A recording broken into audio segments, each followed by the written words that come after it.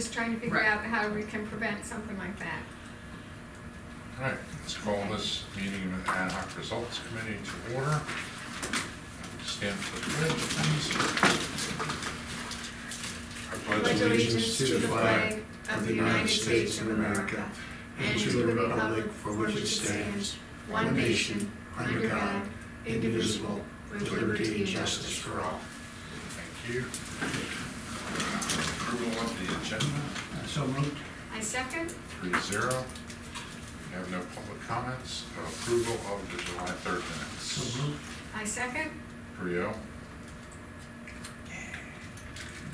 I think we might have just set a record. Yeah, I know. Getting down to the data.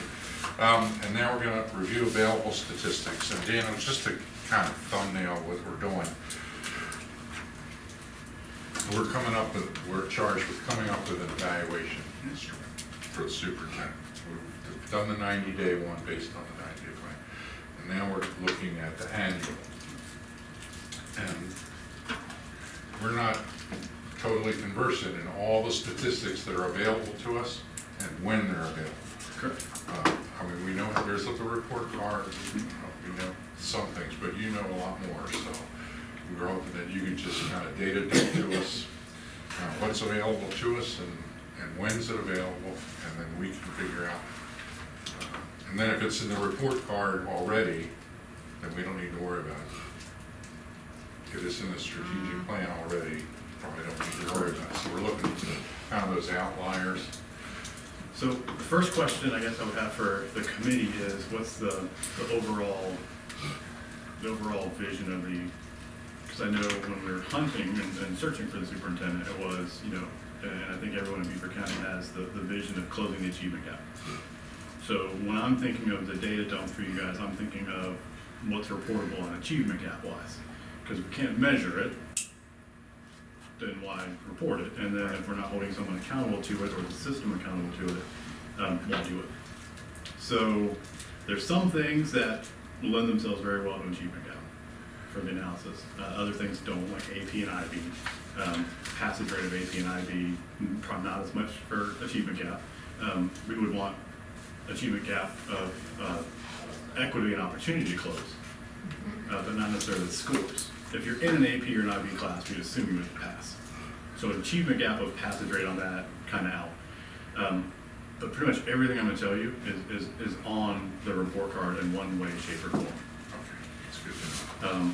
So it's going to be there. Now, whether or not it's measured and reported at what you find on the state website, which is a non-matched, all students who took the assessment. So everyone who took SC Pass, anyone who took SC Ready, the end of course exams, AP, IB, all of those, that's all reported on the state website. We all have access to it. The report card for at least the main metrics, Ready, Pass, and EOC, are going to be matched to the 45-day enrollment. So the student was there on the 45th day, the student was there continuously for the first day of testing. We also combine in the South Carolina alternative assessments into those, so it's a blending of not necessarily just a test, but it's the subject area. So our severe and profound students' ELA scores are combined in with our regular ed and our somewhat mainstream resource students' ELA scores. So what you see on those might look different. So then there's that conversation as well. Do you want the report card model, or do you want just the early dump of what's on the state report card or state website? I've talked to the State Department a little last week, and I followed up with them again today.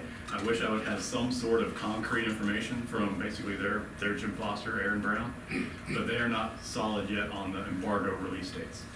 So that's where I kind of come to the table, somewhat still handcuffed, to be able to tell you when is it definitively able to be shared. I don't know. I know when I expect to get the data file back. Now, whether I can share it with you is up to the State Department's comment. What's the general time frame? What I can tell you right now, the report card under ESSA, federal law, in 2019, the report cards are mandated to be released October 1st. Now, if you remember last year, I presented to you guys and said, hey, we got the report card, they're going to be out November 15th, and 2 weeks later I had to come back and really present it because they were delayed. So the ultimate goal of ESSA is October 1st, 2019. with an ultimate goal of September 1st, 2020. So September 1 is the ultimate federal government guideline for states to meet federal reporting. And that's going to have your main aspects of not only what the federal government says we have to do, but how the state interprets it. So the profile of the graduate, college and career readiness, English, math, science, social studies results for grades 3 through high school for EOC, graduation rate, the survey, so the student engagement survey, as well as some growth model, which is still being worked on right now. So all those aspects will be there. We are federally required to report by demographic area, but it's not necessarily going to lend itself to closing the achievement gap. It's not going to say we closed the gap in X areas. It's just going to say, here's the ELA scores, and here's how well the subdomains do. That's basically what that is. So that's where I kind of come to the table as well asking, because how we've reported in the past and how we need to report to ultimately, if a superintendent's being evaluated on X, Y, and Z, we would like to be able to come to you at some point during the year, whether it's map data or anything else, and tell you what we expect X, Y, and Z to be. Not here's the data presentation, here's the data presentation, and then, oh, by the way, here's an ultimate culminating evaluation type data. So that's where I kind of come in. I wish I could tell you more, but even as of today at noon, they have not released their embargo dates. So how strong is the correlation between MAP data and the SC Ready data? Well, MAP gives us multiple variations of their prediction. A straight line prediction that NWA gives us is a 50% probability, and it's based on maintaining or achieving your growth that's expected for the year. But starting in second grade, they also give us a staggered all the way through 99% probability. You're going to have false positives, false negatives. What I use for the report card for the second and third grade preparedness is the 99 percentile, 99% reliability. So sometimes you see on the report card it seems extra low, that be for county students are definitely ready for third grade and second grade. I go at a very high level of reliability. But it lets us take it all the way to 99%. So, can I put this in English that I can understand? So we have, the main report card comes out 1st of October, which works out really well. Well, even better, because it's supposed to come out September 1st. September is the In ultimate goal. 2020, which is the year we're looking at. Right. But then we will have other data, map data, and so on, that will give trends, if you will. But the real score is like 1st of October or 1st of September. So And that's what the federal government says that we should be measured on. Not, it's a better system than No Child Left Behind. Yeah. It's definitely better than the last version of ESSA. It's getting to be a more holistic view of education, but still not achievement gap closing, not equitable of opportunity and APIB. but- Those types of things are still just yeah, void in there. I'm interested in, of course, the achievement gap, but also there's a lot of other data Oh, definitely. that the superintendent should be evaluated on, that's included in surveys and all those other things as well. But this, to me, says that the MAP data, the interim testing data, is basically a management tool for the superintendent, for his kind of on-the-road evaluation for him to see what trends are, so he can make changes in the near term that may affect the final grade. And that's what we should be looking for in his evaluation, is that, and how he uses, that'd be another part, how he uses that data. Thank you. Yes, I've given that a lot of thought, and the short-term data is a management tool. I realize, okay, that's a management tool. He needs that. Yeah, We don't need that. He needs to react to that. right, And how he reacts to that will be reflected in the annual. right. So really, we need to focus on those annual statistics. So I agree with you. The interim is hidden. It was like the light bulb went off. I'm so used to being in the management seat. It's like, I need those interim statistics. Right. We don't need them. So He needs them. now the question is, what is a reasonable expectation? We're getting scores the 1st of October, this right now. That's his base. That's a starting. That's his starting point. What is a reasonable expectation for a superintendent in his first year? What is success for his evaluation in October 1st, 2020? Not to degrade. Not to degrade. That's. Yeah, that's the way I look at it as well. Just don't degrade. Yeah. Don't degrade. If you have anything above, good on you. Yeah. Don't go down below. Especially since we don't have an instructional support Yeah, he director. doesn't have his whole I mean, he team. doesn't have Doesn't have his his whole team. team. So, realistically, you know, holding the line for the first year,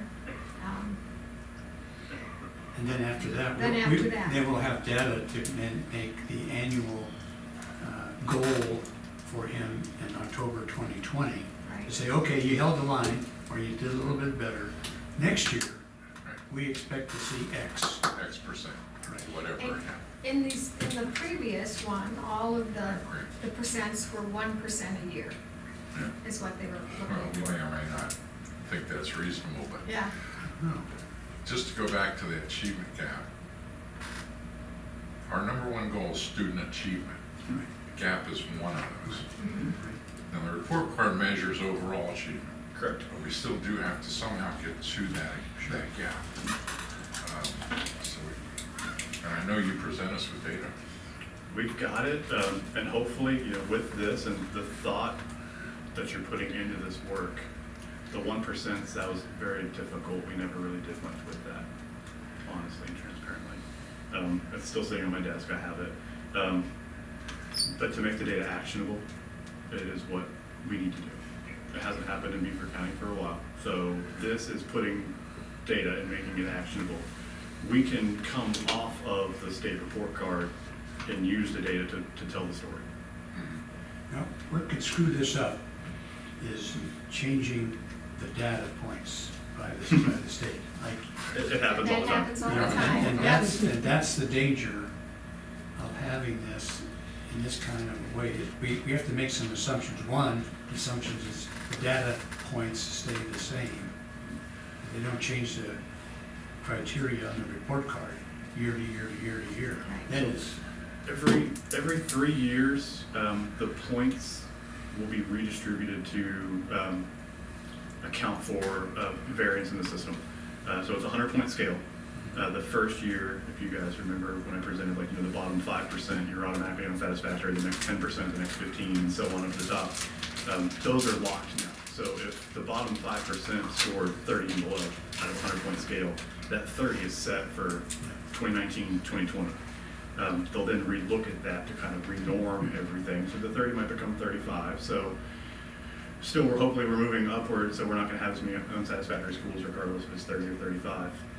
But you are correct with changing of our tests in general are not normative tests; they're criterion-based tests. So even year to year, there is variation with the scores that we see fluctuation. We would like to see a somewhat positive growth. It's not going to be linear. But I sat in on I'm on a small subcommittee for the State Department redoing the growth model, and we had that same conversation yesterday. Can we validly measure growth over time on these tests that aren't meant to really measure growth? And number two, they have subtle variations every Right. year. So that's happening even within the assessments.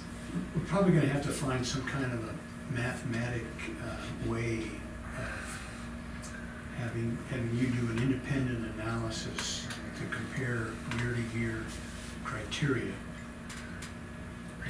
You know, so we can then put in a accelerator, decelerator, or whatever it takes so that we can make a normative flow, so we can truly gain or gather what the. That's where I think Joan's thing, if we peg to state averages, then everybody varies the same way. Yes, So we could, that makes sense. And that's a goal that we had with Dr. Truesdale. Her number one when she came in, we were not performing even where we are now. Her ultimate goal was we need to be at or above the state. If we're at above the state, and it's a national test, we want to be above the nation. Wasn't even getting to achievement gap at that point. It was, we just need everyone to start moving. So that happened. We've come down a little bit. We've progressed slightly just here and there. But even that overall type of goal of if we're not at the state, we need to be at the state. If we're not at the nation, we need to be at the nation. And then, oh, by the way, we can't ignore students along the way to get there. Now, what about, I know for next year, the state is taking a couple tests off the table, right? Social studies, so, right, there's a change right there of There is a change, and science and social studies go into preparing for success for the elementary, middle students for testing.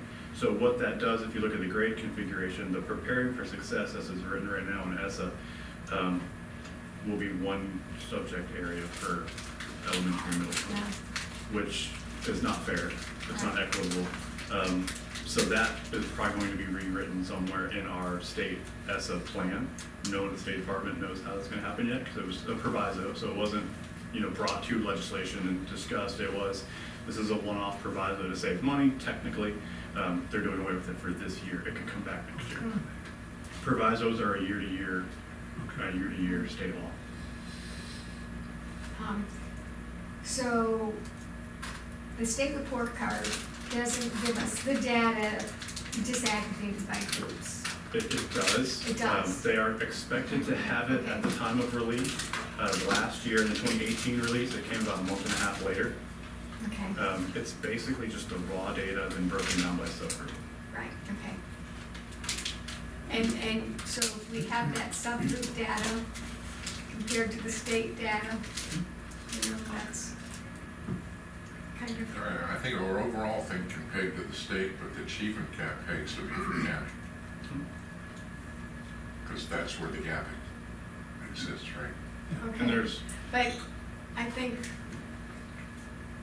all of the subgroups, when you talk about achievement gap, you're talking about subgroups.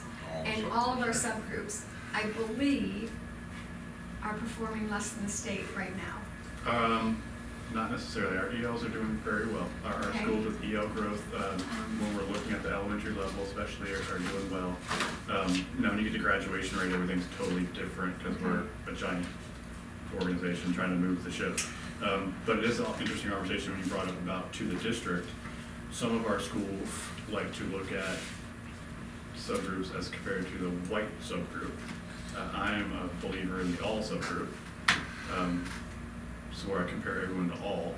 So, because if you move the LEP subgroup at a school like a Red Cedar, your all's moving.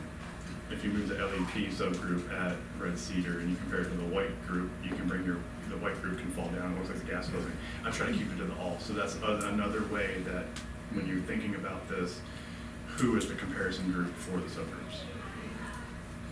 Is it the SPED versus non-SPED? Is it ELs versus non-ELs? Or is it, we're gonna hold the bar there as all, because we expect all to be above the state, more for ACT, SAT, IB, AP. We expect them to be above the national, and then we look at the below, we want them to be there as well, or do we wanna pick out another subgroup, and then compare them to that? So that's another food for thought. And some schools don't have white subgroups, so we run into that issue as well. So again, I see that as a management tool, because that's where, when you identify these gaps, that's where you want to put resources. There should be a direct correlation between the amount of gap and where the resources go to improve the low and bring them up to here.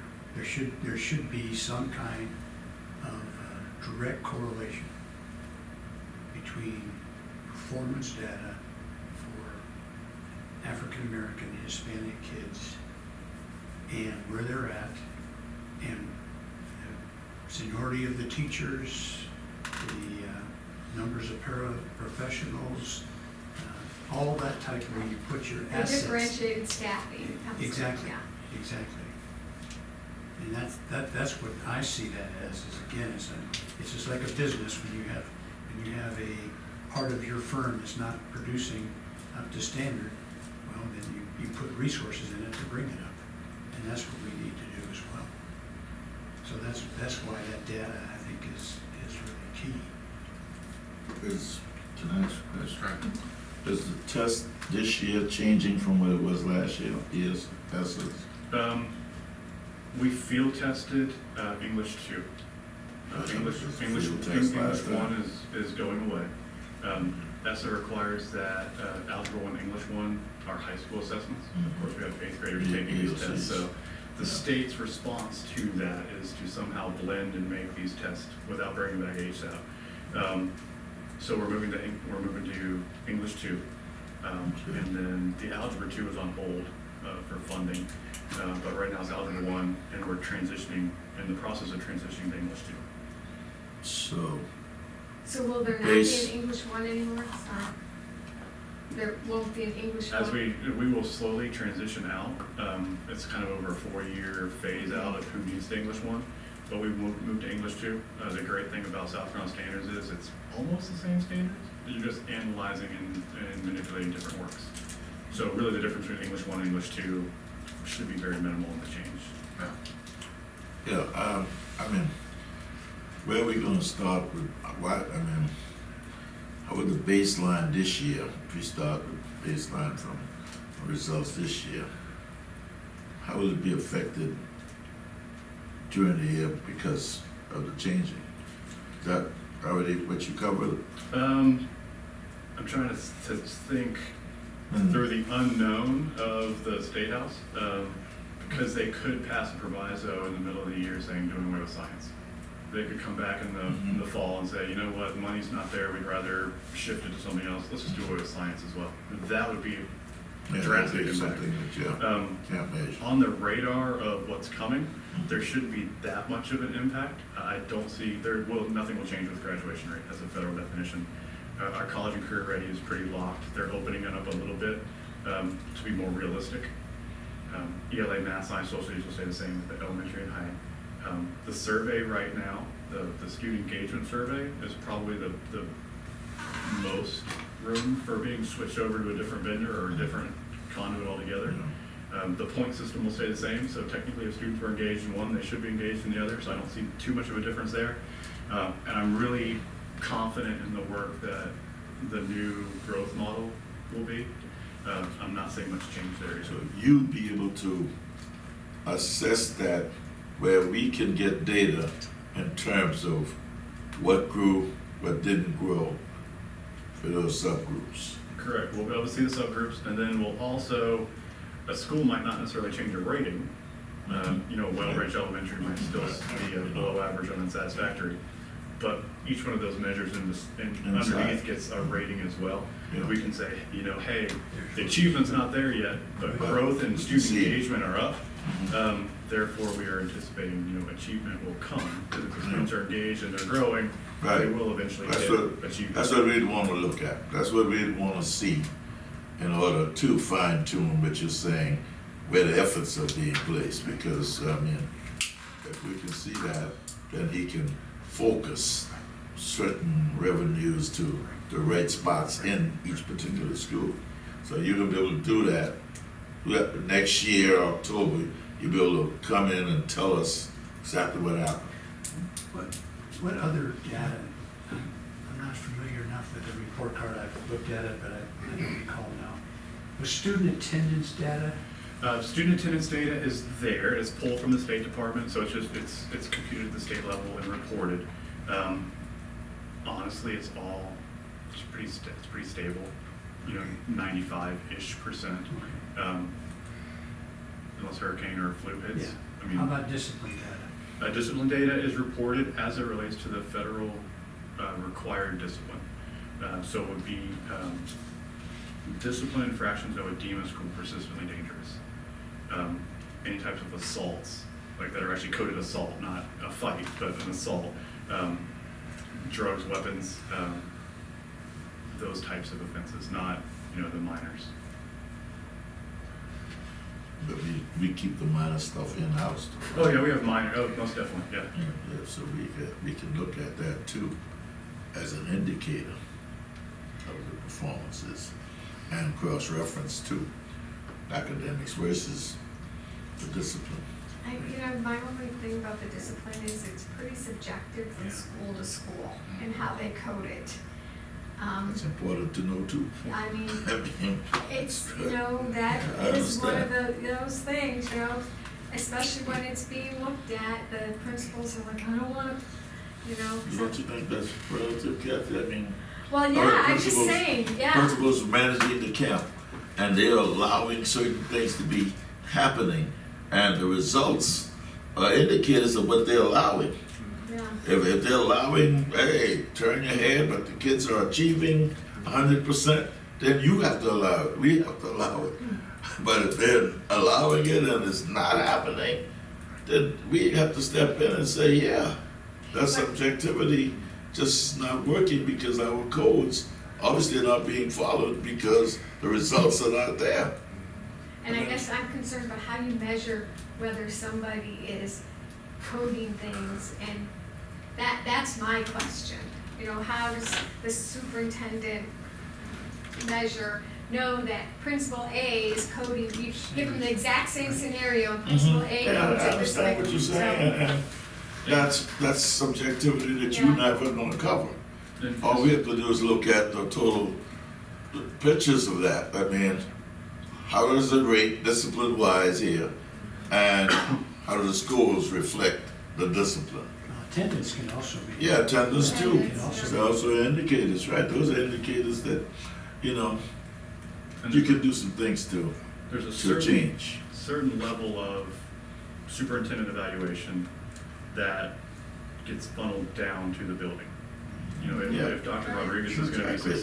successful, Right. he requires 34 buildings to be successful. Right. So when you bring in discipline and other things, you do have to be careful that you don't have someone just not coding things. That's, Well, Because it's not a measurable when things aren't.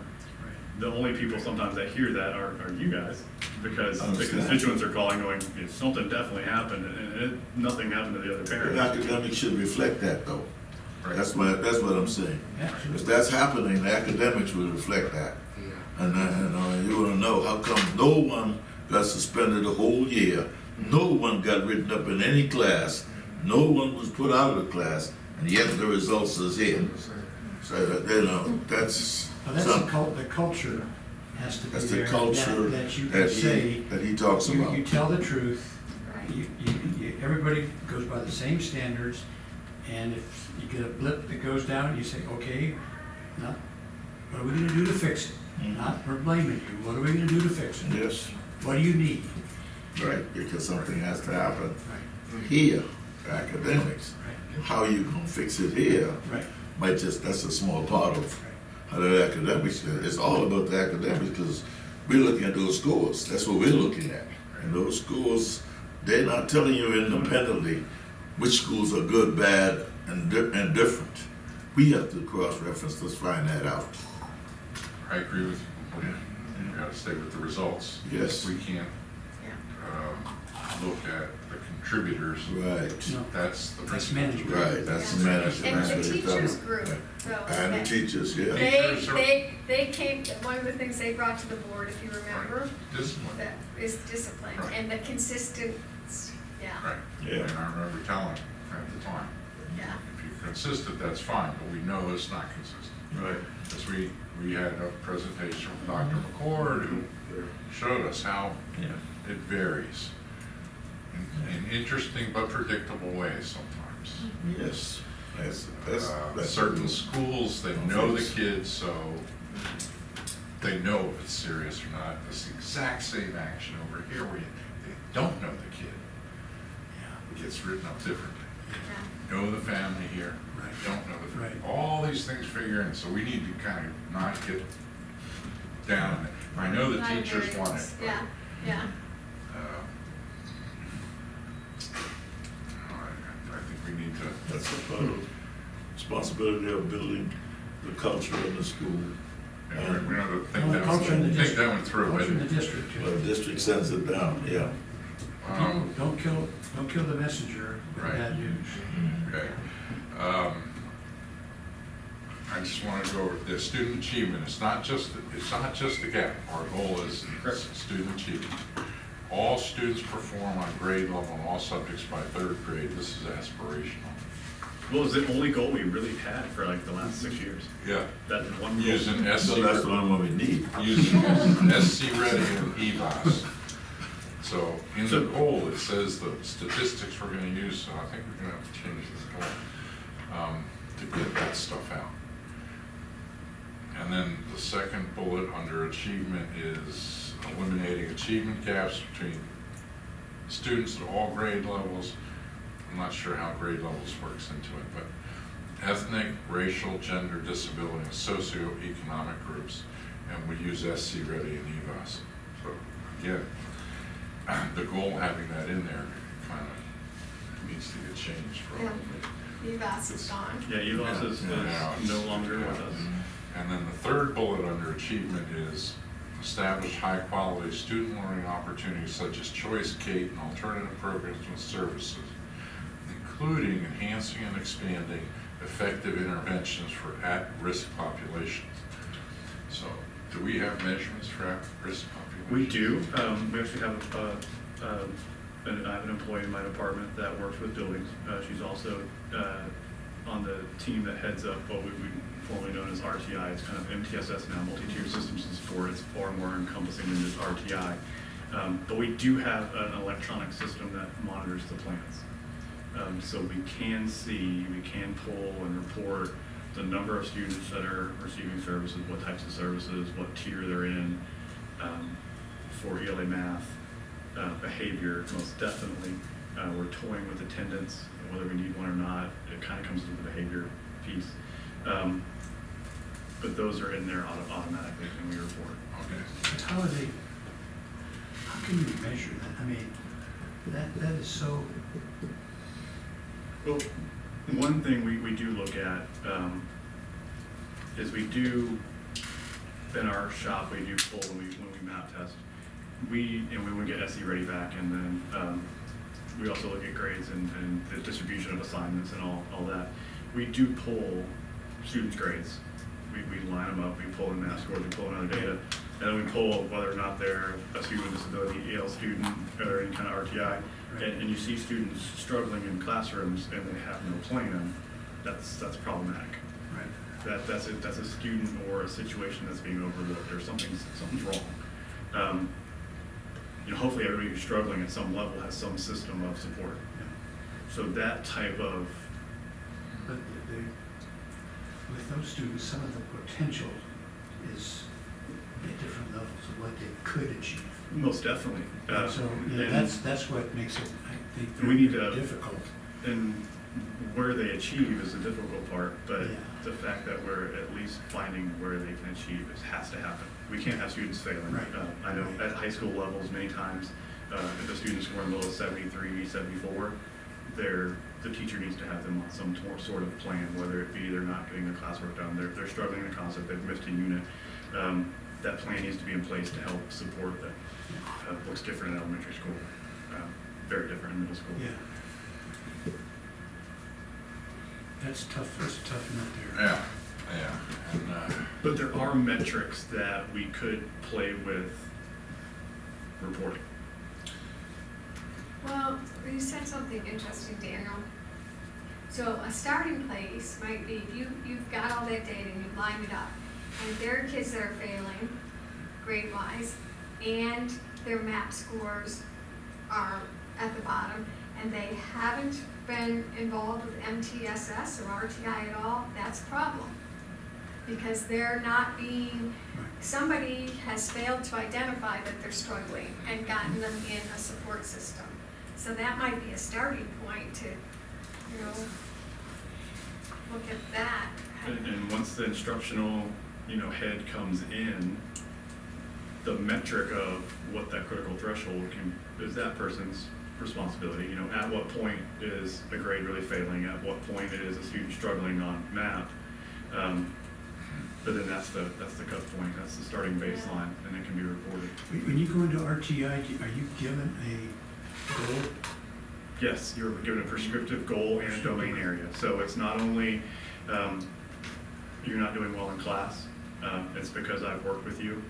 RTI is an easy way to explain it. It's a 3-tiered process. with the first tier of an official plan coming after the teachers already worked with you. We've already identified that there's a struggle. Let's work and see if we can rectify. If we can't, we're gonna elevate this just a little bit more of an official type plan. Right. So tier one's still happening in the classroom, it's tier one instruction, everyone gets tier one instruction. Sure. Tier two, we either have an intervention time during our instructional time that I'm rotating through, or an interventionist is then, you're getting additional time. Same with tier three, you're getting above and beyond again, in a certain domain with a goal, with a research-based strategy. And your parents have been informed. And your parents are informed at tier two and beyond. Yeah. Yeah, I was going back to your first goal. You said it's the only one we've had for the last 17 years. And the question that I would have, and this is for board, I guess, is how are we addressing that? Because all the stuff we're talking about is generated because by the time they hit grade 3, they're just varying abilities. So much that we can never catch up. Now, what are we doing to address the early childhood and K through 3 to enhance those programs? Hiring more teachers, looking at more preschool, pre-kindergarten schools. That to me is where and how we gonna fix it. And it ain't gonna show up next year. Right. Mhm. It's a Gonna long Show up on that test score, ain't gonna show up in the next 3 or 4 years. Yes, right, But right, that will be how we will fix it, and it'll be fixed permanently right, once you get it going. right, right. And that's where we got to put our focus. Right. Well, and in the old results section that Truesdale had, that was in their 3rd grade. Each year, the number of students in 3rd grade at level went up. Okay. That's where we need to get to. And those students probably graduated in Probably. 2010 through Well, they're 2000. coming Right. through they're coming Well- through now. And there was a day and time when we analyzed our map data that the only grade level that was not at national norm was 2nd grade. Right. That's not the case now, so we have room to grow. Mhm. Yeah.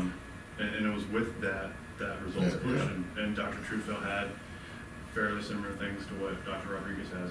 When you look at his 90-day plan with the dashboard model, looking at, the actual board, the Yeah. master schedule builder, it's an instructional focus.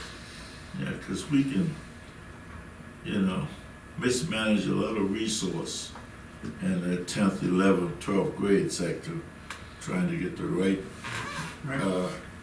fine for those students. And Right. I don't care whether they're in auto mechanic or woodworking, their skills are just so bad until you ain't gonna make them successful by saying, we got a choice. They've got no choice at that time. And that's why we gotta fix it long before they get there. They gotta be able to read, they gotta be able to, and that'll come through if we start getting the kids closer to, you'd be surprised what that'll do for discipline too.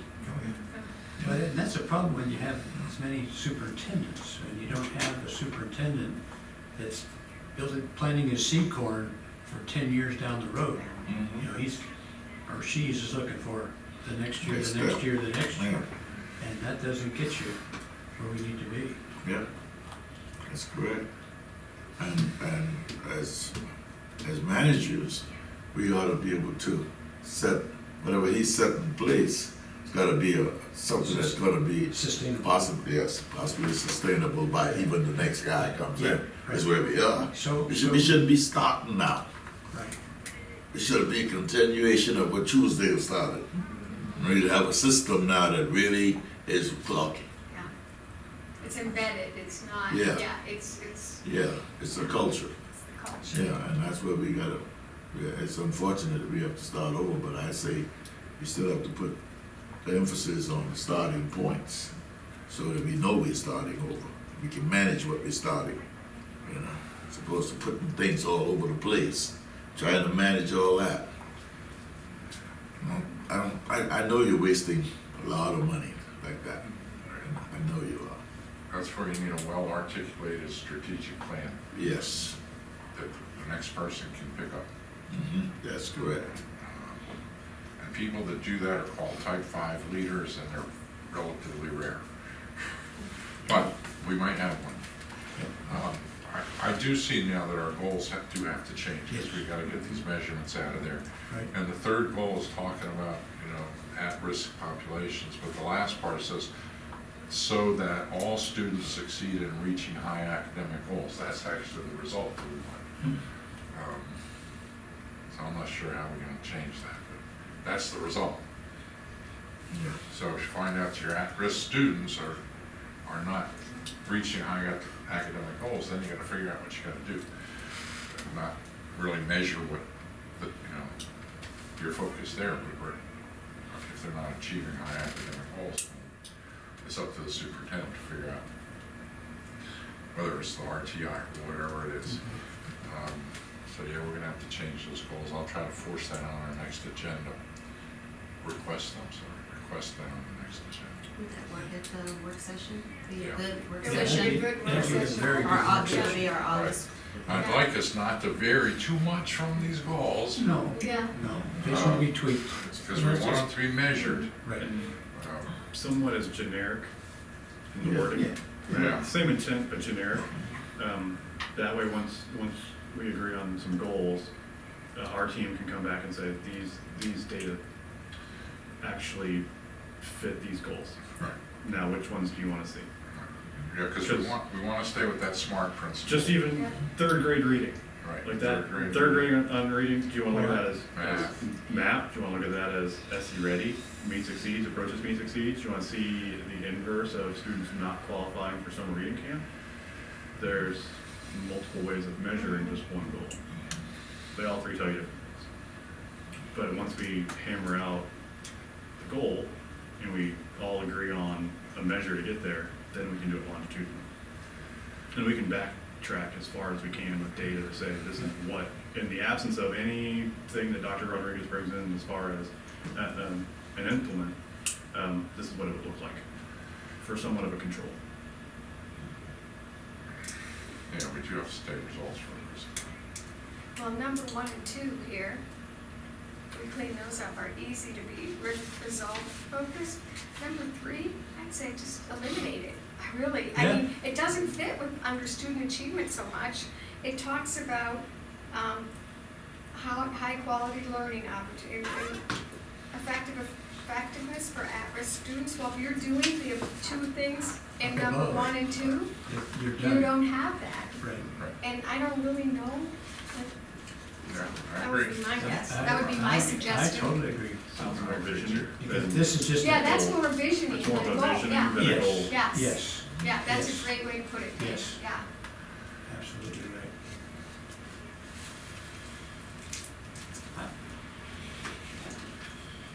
And then once goals are set, we get the metrics in place, we can build school level, district level dashboards for our schools to monitor, and everyone's moving in the same direction once we have the metrics determined. So we're not always hunting for something good to show or share. We have the story. Yeah. I mean, if you wanted to add another under student achievement, you could add something about that every subgroup would be on parity with the state, at least on parity with, state. It's Jones Yeah, we division. got the subgroups in that second Yeah, bullet, yeah, and we need to have the subgroups, so, because, Yeah. I can read the emails already, if you want. yeah. But parity in there, you'll have John's measurement, parity with the state. Yeah, comparing with the state is gonna draw ire as well. I mean, Oh, yeah, Yeah. we're the worst in the country, but Country, it's, yeah, well, yeah, whatever, yeah, yeah, whatever, yeah, yeah, we know it's coming, no matter what we do, yeah, so. exactly. But, yeah, parity with the state is certainly, something we have to do in order to eliminate those bumps. Right. Neutralizes Yeah. all those variables that come in. I hate to bring this up, but I have to bring it up. How secure are we in knowing that the testing is properly done? that's done out of my shop. And we actually have an ISD person in every building. I go to 3 buildings every day for testing. We walk the halls. Can things slip through? Yeah. But everything's reported through us. I mean, we have an open, honest communication with our school testing coordinators. They are the same beliefs that we are, over-report, and we'll handle what we need to handle. We have not had we've had testing irregularities, things happen. But we have not had direct testing violations. It's going back to when 2009-ish, if not even earlier, that letters were actually filed. Didn't we have a Beaufort High principal? That was a great change. That was great changes, not testing. That was altering transcripts. Yeah, I gotta do that fun report too. But as far as the testing environment, things happen. You know, a student throws up, or you know, a test administrator gets sick and walks out of the hall, so they don't get sick in the classroom from the kids. Well, we have to report that because they weren't allowed to leave the classroom. But nothing nefarious has happened in Beaufort. The other question is, Broad River Elementary has a lot of student velocity, a lot of turnover changes. That is a huge challenge because you get children in the middle of the year. They arrive the day before testing and they're in there being tested. How do we take that into consideration? Is there any way we can take that into consideration? That is controlled for on the report card. Because we do go back, the student had to be enrolled in that building on the 45th day, 45th. continuously through the first day of testing, which is now easy to say, it's the 160th day. We test the last 20 days of the So school if year. they're not, they don't take the test. If they are not there, they take the test, But it doesn't. but they count. do not count for or against the school. Okay. They used to be included at the district rating, but the district does not get rated anymore.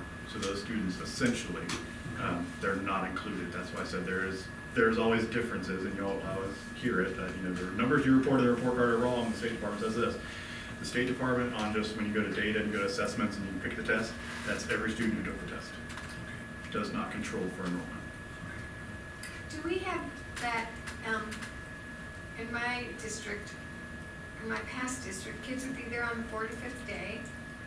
At Christmas time, a lot of our Spanish students would go back to Mexico and they'd be gone for 40 days and then they'd come back.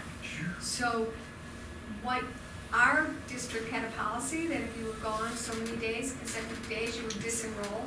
Yeah, 10 days. Then they were re-enrolled, so then they didn't, same thing, they took the test, but it didn't count against us. Before our district put in that policy, we were getting hammered. Yeah, thankfully, we have state law. It's 10 days. So if a student misses 10 days for any reason whatsoever, now if it's an external medical type thing, we've had communications, they're homebound, whatnot. But if a student just stops coming, on the 11th morning, they're unenrolled. We don't have Mexico as much of an issue anymore. We're now getting more towards South America. We've gone through Central America. We've had those students and families. Honduras, Guatemala. Their school years are actually January to December. So we're finding high levels enrollment of first year in the United States students come January, which is really confusing because they're coming here thinking, you know, I'm off for a while, and we're like, hey, here's a seat, you just a whole year, but you're back with us. So we're seeing more than January, December because of the transition of their school year.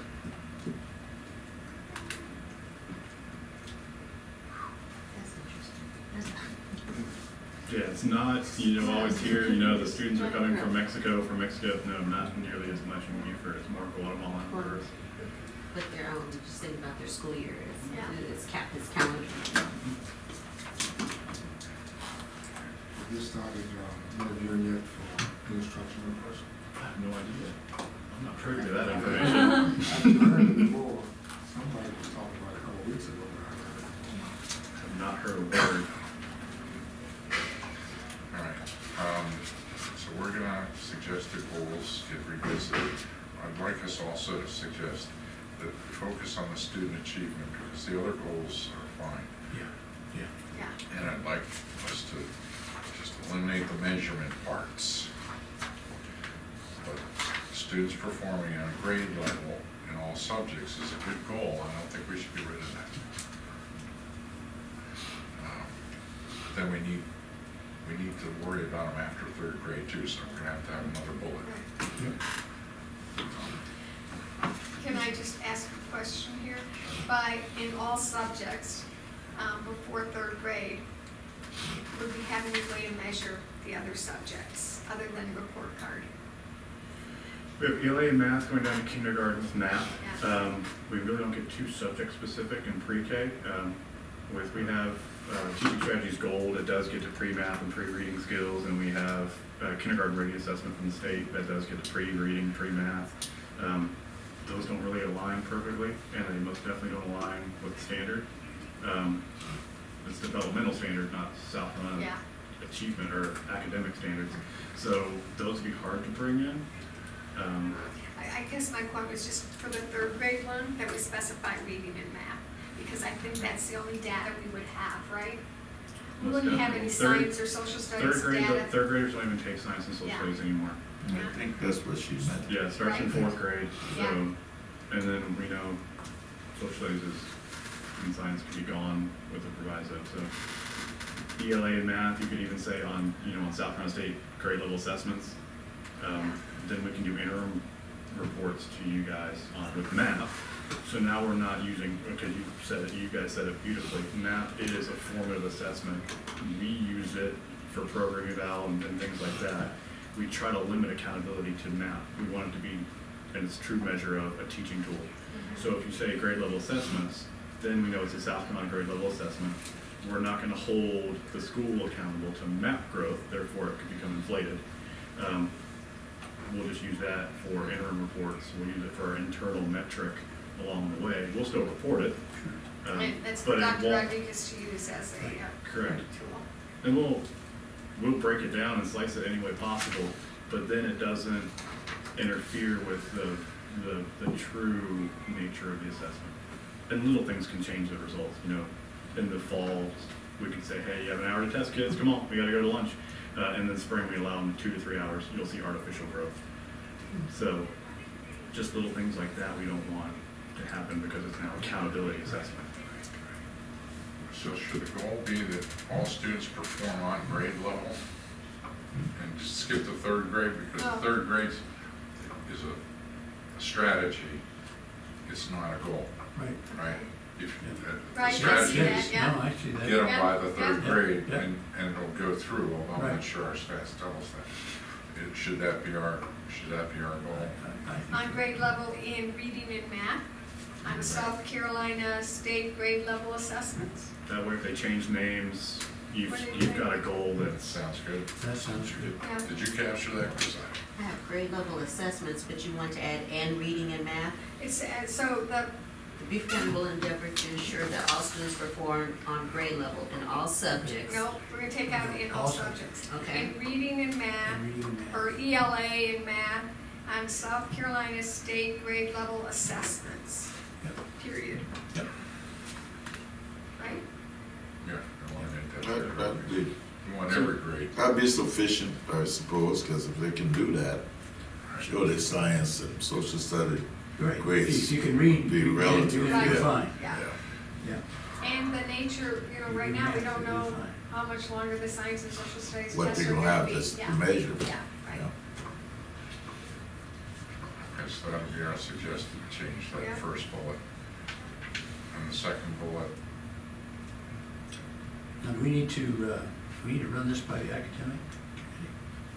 Well, we're gonna, these goals are gonna we're go just to gonna the suggest board, it to the full board. for the Yeah. full board, right, yeah, Yeah. because these are board goals, so. All right. The second one I would just eliminate. Yeah. Take it out. We'll use SC ready, all that stuff about the measurement part, So leave all the ethnic, racial, gender, disability, socioeconomic groups, period. period. Yep. Yep. Okay. And then you said remove the third. Yeah, That's although- kind of my. Yeah, kind of, But yeah, because I agree with you. And now, what do you think, Mel? choices, choices not. These are so- strategies, really. Right. Yeah, Get it's to a that. strategy. They're not goals. And they're Yeah. just strategies, yeah. we meet our goals, then we fix that. I mean, we put those in place so they can Right. have opportunities. Right, right. Yeah, that ain't, yeah. Right, but are we missing the work keys kind of folks? Is that still considered an academic achievement? Or are we missing that, or are we missing? I think it's a executive achievement. So we don't wanna miss this. No. So in the report card, so, We do have a measure of graduation rate, and tie that with college and career readiness. Career, college and career. Yeah, I'm just Yeah. thinking about our goal. Should we have another goal that well, why don't we? is saying on grade level, Yeah, I 'cause wanna go to academics? Because on grade Yeah. level gets away from, students who might want to go into the military with ASVAB. There's not a grade level.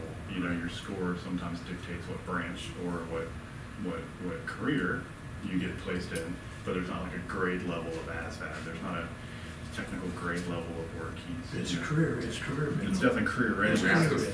we have So to do to the- career-ready goals. Right. So you're getting into, Can we take the last, the Beaufort County Board of Education will establish high-quality student learning so that all students succeed in reaching high academic goals. I'm not sure if that still covers the. Yeah, we want the work. Career ready. The career ready. Academics, so- goals, and career readiness. How do we measure career ready for the state report card? so with career ready, we're getting into CAPE completers.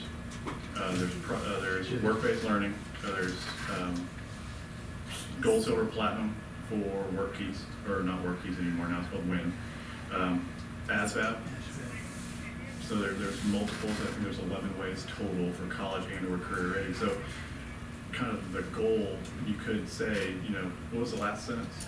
The last even. Well, the last word. bullet is the Beaufort County Board of Education will establish high-quality student learning opportunities such as choice, K, and alternative programs and services. This includes enhancing and expanding effective interventions for our at-risk student population so that all students succeed in reaching high academic goals. High You almost academic, do- Yes, sir. career ready goals. Yeah, it's almost to produce And college and get rid of all that other career stuff. graduates. Yeah. That college and career graduates is bringing in, you want them to graduate, and you want them to be college and career ready. Yeah. College, career, military, Yep. all that stuff is, And there might be some The small, goal would be How would you the measure students it? should graduate and be college and career ready. yeah. Right. That's the goal. Mhm. You're gonna do one of the two things. You're either gonna go to higher education, or you're gonna go into career. then at that point, it's their choice. Yeah. We've produced you, You're ready to got go the either way options. you wanna go. and if you wanna go neither, Yeah. it's fine, but we've given you Right. everything that we Yeah. could in Got a 12. certain amount of readiness, Yes. whatever level that might be. You Correct. Get that 50 on ASVAB. Career ready. Okay, that would be a third Yeah. bullet. Yeah. You pull 50 on ASVAB, you are gonna be set for life. Yeah, you'll be Going to the Air Force, right? computer science. Yeah. Going to the Air Force if you. We've had people like that in the county. Yeah, there used to be a hierarchy Yeah. of the services. Still is. I know that, just Marine Corps was the bottom. If you couldn't qualify for the other ones, you went out. They only cared if you could shoot. What do you ask that? Yeah, and the high achievers would go Air Force. That was back in the old days. Still there. That was Still there. that was up to 5 years ago, man. Oh, Oh, yeah, back in my yeah. day, that was the deal. Yeah, they look at those If you could numbers. qualify, you wanted to go. They're to Air Force. recruiting according to those numbers. Absolutely. 2 people to a room, you got good food. My brother went into the Air Force after he got his MBA. Now, he did things That's the way backwards, it don't used you to be. think? And then it was, Nice the sign second ups. one was Navy. If you couldn't get in the Air Force, try to get in the Navy. Couldn't get in the Navy, get in the Army. Yeah. And all else failed. That hasn't changed much now, David. I think that's almost still the same way. It might be. I had grandnephews entering the military the last 2-3 years, and that's still the, The way it's that's still the stuff, yeah. Sure. Can't get it anywhere else, just go for the Army. Nobody wants to go in the Marine, so the Marine is there in case they're Army leftovers. Yeah, Wow. Yeah. that's the way it used to be. Man. And the judges used to say, I Yeah, the can judges. send you Jail or? I can send you to jail or you can join the Marine Corps. Wow. I never said I'll send you to jail or you can join the Air Force. No. No. David, when Yes, you were ma'am. talking about getting rid of the measurements, you weren't talking about, when you were talking about measuring like the That's- GPA, and you were talking about the measurements rid of within the this SC students, ready, really, in that's the in the student, goal thing, in the yeah. goals, okay. Yeah, because like you asked, is available. So are you all still wanting to measure, like the student athletes, the number of AP students? Are you still going to measure reduction of absenteeism, retention rate? And that, yeah, the next goal, that's, I think those are good for the next goal. Yes. I'm So actually. right now, we're just working on student Yeah, achievement. we're just, Okay.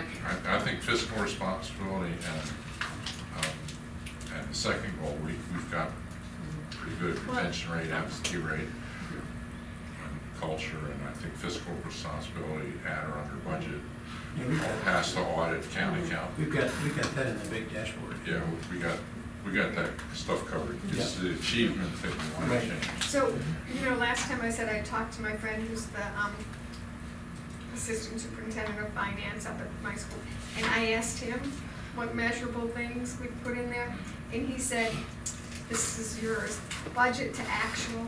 Right, He said, I put that in there if you're looking for something to, right. That's classic. yeah. That's why at or under budget, Yeah, by a yeah. certain percent. I That's asked a him for classic. measurables, yeah. He said a lot of, he talked like a typical finance guy. He said, oh, things are out of your control, they just get steamrolled. I said, Mark. Yeah, I think we have those two Yeah. pretty well nailed. Yeah, It's just the student achievement. yeah. And there's, you're right, we find these goals and then you can tell us. Right.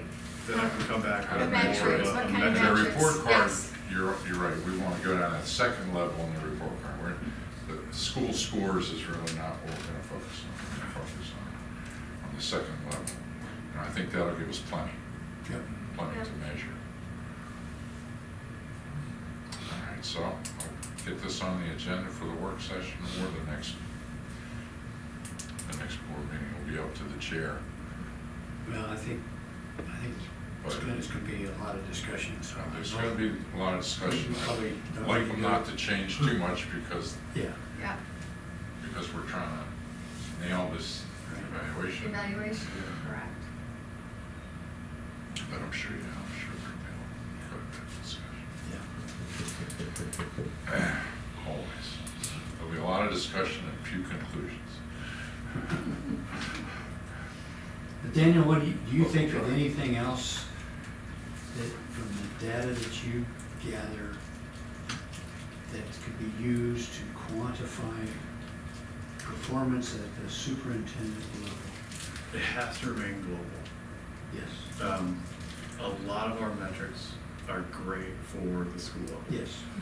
It's really difficult to remove yourself a few more levels Right. for impact. Right. It is an overall achievement. Right. It is a focus and a steering of closing the achievement gap, and it really is producing a quality graduate. That's what the name of the game is. That's right. That's right. No one can fault the superintendent or a school board or an organization for students learning, all students receiving what they need, and good quality graduates. And I mean, if you have a system that's doing that, you're operating All right. small tweaks here and there, then Yeah. continue to improve, but we're not even there yet. So to have those as goals is, it's manageable, it's measurable, and it's equitable and it's fair, no matter who you put in the seat. Yeah, I think we should probably write our suggestions for the goals up and send it out to the full board as soon as we can. Yep. Get everybody thinking about it. Right.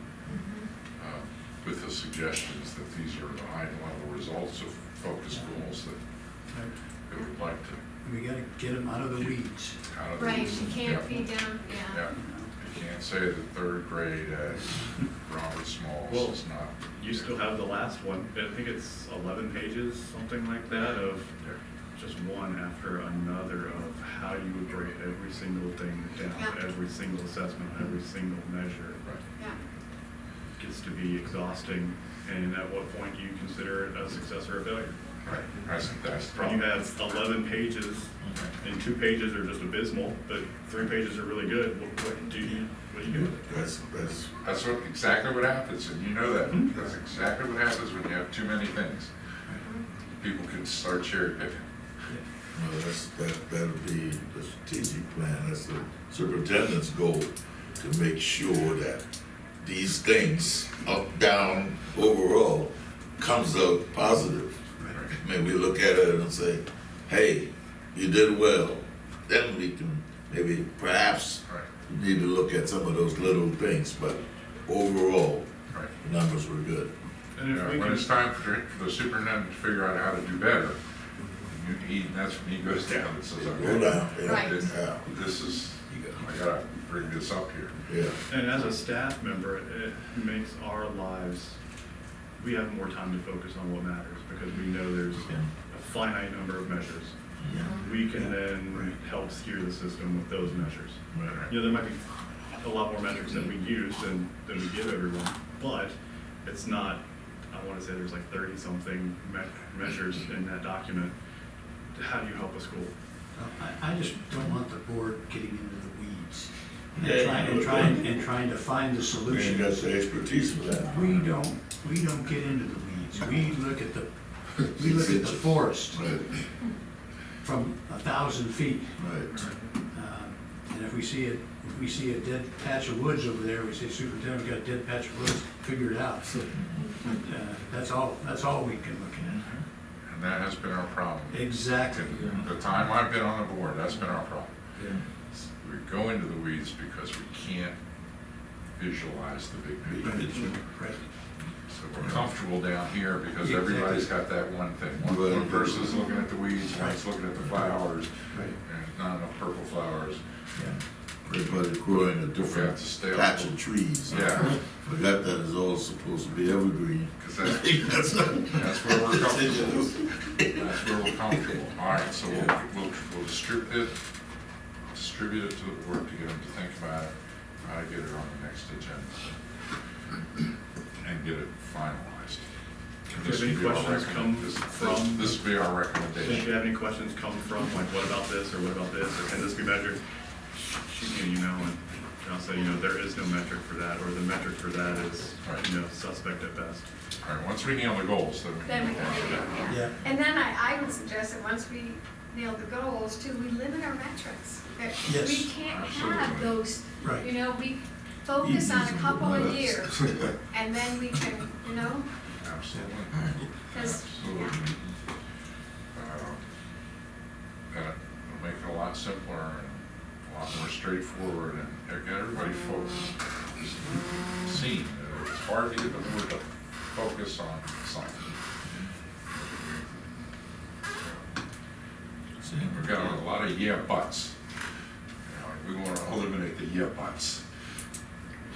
Just get them focused. Are you all I think we're on our way. ready to meet next week or the following?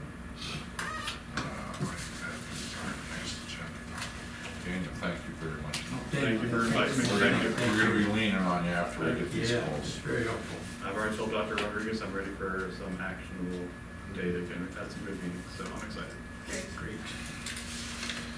Yeah, because I know you always have a lot of data, but we can never seem to articulate what it is Hey, what we're it should gonna, tell us. I've been around a while, and Dr. I Rodriguez- got you beat on. Dr. Rodriguez kind of invoked some memories of Dr. Truesdale, Dr. Alford, kind of all in one person. That's a good thing. I mean, Good. things are gonna move quickly. Okay, do we want to meet next week, or do we want to wait? well, what's our Till we get next the goals in? task? Yeah, Get your goals approved? probably, It seems like we need to get the goals approved first before we can do anything. yeah. I think So that, either that will come at the August 6th August meeting? 6th meeting or the work session, and that's, yeah, I'm gonna push for The the work August 6th? session, yeah. or no, you mean the work session? No, I'm gonna push for as soon as possible. Yeah. That's the August 6th So it'll meeting. be August 6th. And Okay. then maybe with that too, we don't have have us enough time to, go off on tangents because we're at a night meeting instead of a, Mhm. And it's a recommendation, so. We still go off on tangents. Hopefully you make it good, that's what I'm saying. It depends where it is, too. yeah, Is that county council? it's at county. It's a, county council review is a little shorter usually than one staff. Yep. Last Maybe one was not. 10:30. Last one was Yeah. 10:30. That's true. You all started at 4:30. And we started at 4:30, yeah. No points of celebration. Right, I know. That's what I pointed that out to somebody. There were no points of celebration. And we still went to And still 10:30. went to 10:30. Okay. I So- kind of blew that whole concept of the problem is. So do you wanna points of wait until celebration. after the, August 6th. I would say, I'm gonna push for August 6th, because I don't think we can wait much longer. Although I personally have the feeling that once we have the goals, it's not gonna be that hard what are we gonna get off the report card, what can you give us? I Right. think we'll be able to nail it kind of fast, kind of quickly. And, you know, Daniel, you might even, you've heard what we've said for our goals, so in your mind already. I'm sure I've already got You've already something. got it, yeah. And Some guidance for us. there's ways, I was hoping it would get to a very elevated goal structure. There's ways we can circumvent the embargo. Okay. Like I can say that, you know, we closed the EL achievement gap preliminarily by 5 points. I haven't told you anything about how we've done. I haven't given you a number, Yeah. but I can at least start Yeah. early August, late July, start sharing trend, are we up or down? I can come to a board meeting and say, hey, on the goals and what we agreed, 6 or 7 of these look like they're trending in the upward direction. We can already start talking about that openly, but I cannot come in and say that 75% of our third graders are at grade level. I can't tell you that until September. But, yeah, we are gonna shift the evaluation period from October 1st to October 1st. Very good. Because we know that that's when the data, and we already did the 90 days, so it makes sense to Yeah. go October to October. So that should help us. It will. I realize you can't tell us too much. The other goal for me personally is we want to make this as crystal clear as possible, so there's no argument. So nobody says, you know, that data, I got this other data. We want to eliminate that. I mean, you know, you've been through it. There's so much data, and they all Right. seem like they measure the same thing. Right. But there's just little variances that throw the whole metric off. And everybody picks the variance they Oh, they of like, course. their Yes. favorite variance. Of course. Or the picture. We want to be able to paint a picture that's irrefutable. This is what we said we were gonna measure, this is what we measured, here you go. Here it is over So time. we don't argue about it. We say, oh, yeah, well. looking at the calendar, if August 6th would be the board meeting, the 7th would be is a day that a committee is not scheduled. Not that that makes a difference. Then you have Somebody in the seat. I can do the 7th. I can do the 7th. I can I'm do the leaving town the We 8th. can all do the 7th. Okay. Okay, August 7th, 7th? Mhm. What time? it's the best for you. You have to travel the furthest. Oh, it's a Wednesday. yeah, the afternoon, anytime after, The work session is the 16th 16th and and the 17th. Okay, are we gonna have a retreat or a work session? Cause Dr. Rodriguez, I think he's favored more of a retreat. I That's explained separate. to him that we can't have a retreat. But that would be, that would be Unless it's separate than your work session. I don't agree with that, because county council have a retreat that is closed. And we have had them in the past. But the 16th and the 17th is our regular standard work session. Okay. What you're talking about Would would be in be addition. something in Right. addition to Right. whatever date that you all come up with if that happens. Right. So that's separate. So August 7th at 2, is that what we 2 agreed o'clock to? works, yeah. Great. Any homework you want us to do, David? I don't think we really have any homework, Okay. other than unless you can think of some more stuff on the goals. I'd like to get it out as quickly as possible.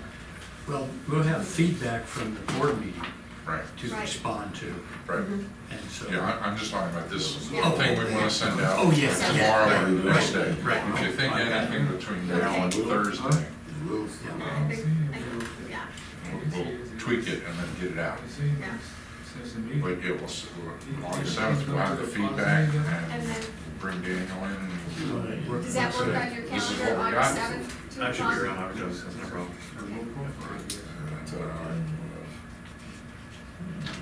Hopefully we can nail it in 1 or 2 meetings, Yeah, and then bring in Frank and get him to agree, Yeah. Good to go. and then we're good. good to go, yeah. Feeling good? All right.